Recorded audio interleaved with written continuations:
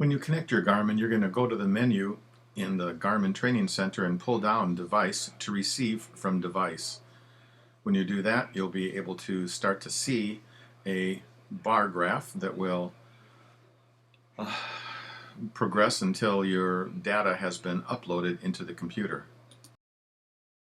You may have to input the same data that you have in your Garmin into the computer model so that it knows that you've got a certain weight and bike weight and all that kind of stuff. That's not really critical, but you want to get in the ballpark.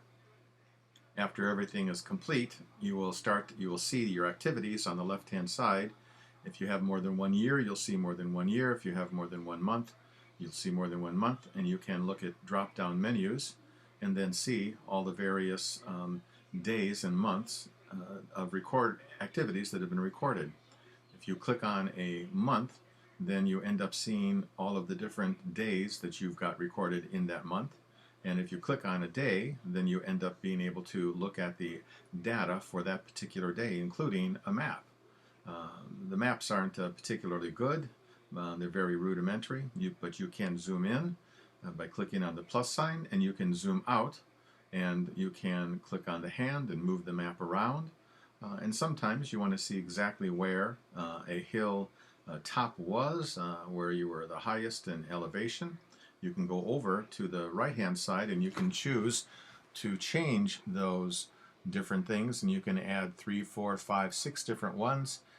You can move along the map, and you can see the dot on the map moving as you go to the top of the mountain. You can see where that is, and then you can also read above it what the grade was, what speed you were at, what your heart rate was at the top of the hill or on a particular climb. You can change and see this map against time or distance. It doesn't show up on this because I've cut it off in the movie part, but you can play with that and see what's going on there.